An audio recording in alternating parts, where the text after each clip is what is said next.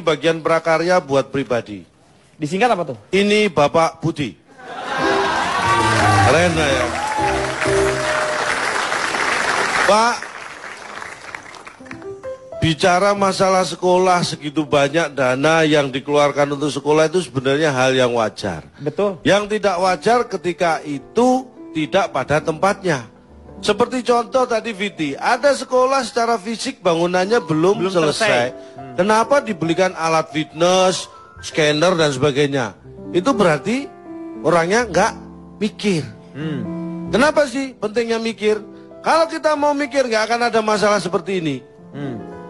Ini terjadi karena kita nggak mau mikir. Iya benar.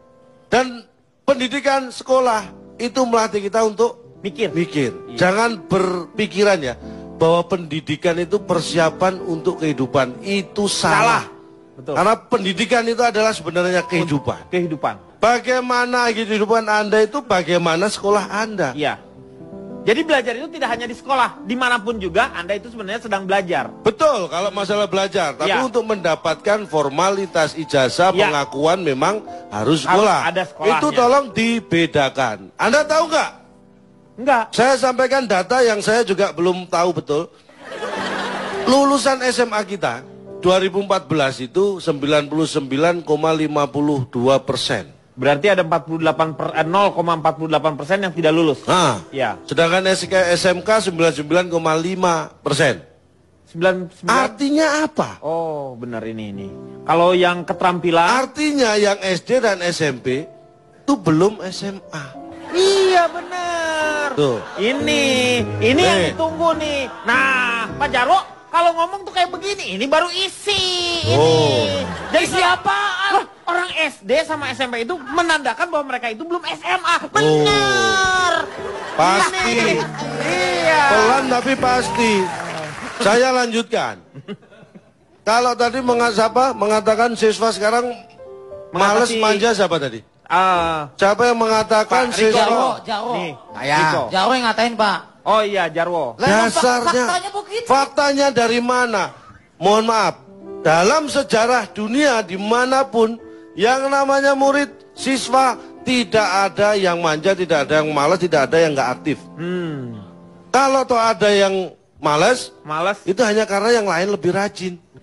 Sebenarnya masalah pendidikan itu bukan hal yang kita bicarakan kok. Dulu ketika bapak, orang tua kita, nenek, kakek kita itu fasilitasnya apa sih sekolah? Iya. Nenek gue, nenek gue.